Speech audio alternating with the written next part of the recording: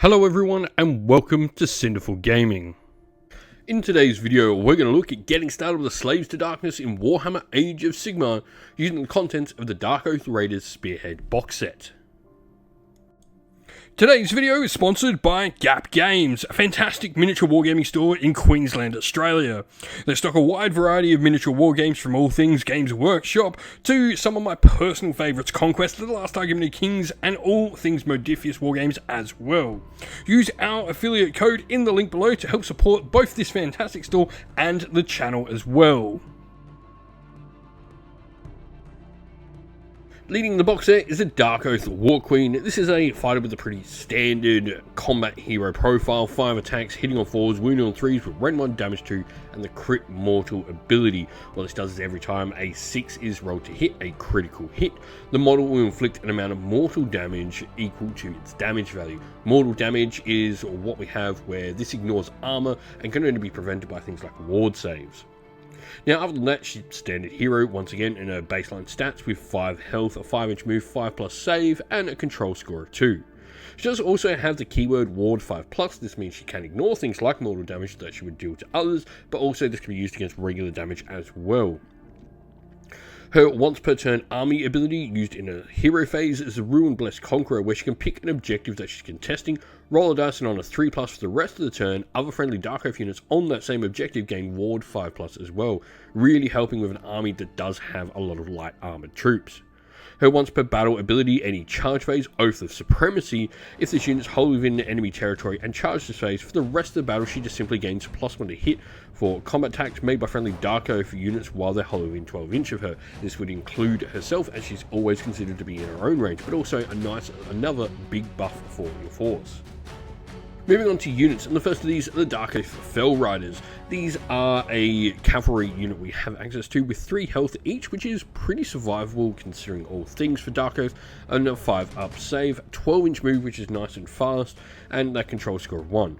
Now, they do have the option of being armed with 2 different types of weapons. First of all, you have the broadswords. Now, these are a charge +1 damage weapon, 4s to hit, 3s to wound, no rend, and damage 1 base, obviously getting an additional point of damage on the charge for damage 2 in total. Or they can choose Marauder Javelins, which are a rend 1, damage 1 profile in melee, but they are forced to hit and wound on that profile. And though they will gain a short range shooting attack, which does do damage D3 at range. Regardless of this, they're going to get some companion attacks from their war steeds' hooves as well. Now, the Oath of the Raider, this is another one of the sort of abilities that really sort of typify how the Darkoath play. This gives you a once per battle ability during the charge phase, where if this unit charges phase and is only in combat with one enemy unit, and that enemy unit is only in combat with this unit, you can add 1 to rend characteristic for this unit's weapons for the rest of the battle. So it can be pretty nice to sort of turn on those broadswords to get them rend 1, or even take Marauder Javelins going to rend 2. Swift Attackers is the other ability. This is passive, meaning it's always active, and you just simply subtract 1 for hit rolls for shooting attacks that target the units. Next up, we have the Darkoath Savages. Now, if you enjoy Age of Sigmar Warcry, we'll have a video coming out especially about these guys, as they're a fully fledged playable faction in Warcry in just this singular box. But they are a unit available to be used in Age of Sigmar as well. They've got 1 health each and a 5+ save. Their Oath of Conquest means if they're contesting an objective you control that's wholly within enemy territory, they'll get a 5+ ward for the rest of the battle, which is pretty nice. Now, the Darkoath weapons are 4s to hit and 3s to win with 2 attacks each, but the big thing here is the crit mortal ability that they have. And then we have our other Darkoath unit, the Darkoath Marauders. These guys are a little bit cheaper than your Savages. They don't have any crit mortal on their attacks, and their Oath of the Marauder means if this unit charged and they make a charge roll of 8+, they get to add 1 to the rend of their weapons. Their passive ability, Glorious Death, means while this unit is wholly within 12-inch of any friendly Darkoath heroes, each time a model this unit is slain, they potentially can do some mortal damage after the fight ability is resolved, as they get 1 last strike in at their opponents.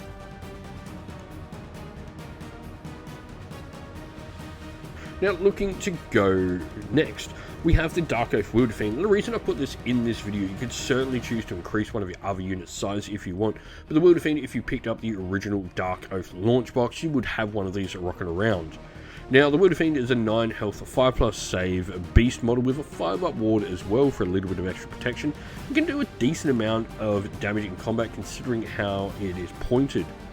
Now, it does have the Beast passive ability, means its control score always stays at 1, but the Feed on Flesh ability means each time a model, friendly or enemy, is slain within 12 inch, you can give a sacrifice point to this model to a maximum of 6, and if there are more than 1 friendly Darkoath units within 12 inch of the slain model, only one of them can be given a sacrifice point for said slain model. So you can't sort of stack multiple Wilderfiends gaining all their abilities at once. Now, you've got a hero phase ability, which is Primal Sorcery, and you can pick one of the following effects, which effectively does something based on the amount of sacrifice points you've generated for this model. You can pick an enemy model within 12 inch to be target, roll some dice, and stop commands. You can inflict some mortal damage, or you can even heal some stuff as well. Moving on, we then have a named character, a unique character. This means you can only ever include one of these models in your force, and that is Gunnar Brand. Gunnar Brand actually first appeared in one of the Hammer and Bolter episodes over on Warhammer Plus, and it's really cool seeing characters from that come to life and get models in the actual games as well. But he himself is a 6 health 5+ save hero, and he has 10 attacks with the crit mortal ability in combat, so he can do a decent amount of fighting. Now, he can only use his Carve a Path to Glory ability if he's in combat with an enemy hero. Essentially, after he fights, he can then choose to fight again with a Strike Last rule, but those attacks must target a hero. His Oath of Bloodshed is used once per battle at the end of any turn, and he can only use this if he's slain any enemy heroes, and it gains a 4-up ward when he does so. Now, taking Gunnar Brand does mean you're required to take the other parts of his unique sort of little formation, and the first of these is Sigmar Brand. Now, she is a cavalry model with 4 health, 12 inch move, and she's still a hero as well. Her Warbow does have a nice 2 attacks with Ren 1, damage D3, and the crit auto wound ability. She's got a few attacks in combat as well. Now, Swift as Wind means only critical hits score successes when shooting at her, and her Uncanny Shot ability means she adds one to her rend while she's targeting enemy units that are within 6 inch of a friendly Gunnar Brand. Now, the last part of Gunnar Brand's little coterie of people are the Oathsworn Kin. 2 of these models are armed with heavy Darkoath weapons, which are a 2 damage crit mortal weapon, and the other model is armed with a gnarled staff, a no rend damage D3 weapon. Now, if you've got Broken Naja, which is the model wielding the Broken Staff, and the Wizard-like model in the units, you'll get Wizard 1 as a keyword for the unit. But you'll also get your own unique spell you can cast, where you can pick a visible enemy hero within 18 inch, make a casting roll of 2d6, inflict a mortal damage on the target, and subtract one from the attacks characteristic of the target's melee weapons until the start of your next turn. So some cool little debuff, you can sort of use these, debuff someone, and then get Gunnar Brand in there to go do the killing. The last unit we're going to talk about are the Raptoryx. Now, these are a 2 health 6+ save unit. They might seem like a complete throwaway beast unit, but their movement 10 is really great. They're dirt cheap, they're going to be an excellent unit in going and stealing objectives off your opponent, using them for battle tactics early doors, and in general causing a nuisance and gathering up those points when you have your other units actually going out and dealing their damage. They are a beast model, so their objective control only ever goes to 1, but they do have the Crazed Flock, where if this unit charged, they get to add 1 to their attacks characteristic for their melee weapons despite having the companion rule. And so our list today will be Slaves to Darkness, playing the Darkoath Horde battle formation with a Rally the Tribes once per turn army ability during the movement phase. To declare this, you have to have a friendly Darkoath hero on the battlefield and pick a friendly non-hero, non-unique Darkoath unit that's been destroyed. Roll the dice on a 3+. You can set up a replacement unit with half the number of models from that original unit. Our first regiment is going to be led by our Darkoath Warqueen, who'll be our general. She's got the heroic trait Favour of the Pantheon, meaning she can gain some of the marks to begin with, and an artifact of power means the Infernal Puppet can help her sort of annoy enemy wizards. For units in her formation, we have the Darkoath Marauders, Darkoath Fellriders, the Darkoath Savages, and the Darkoath Wilderfiend as well. Regiment number 2 will have Gunnar Brand leading it, and then he has to include both Sigmar Brand and the Oathsworn Kin in his regiment.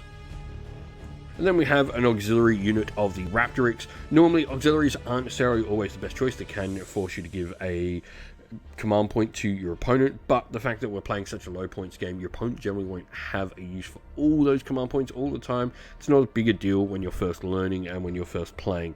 Much more important to have the units you need to play the game.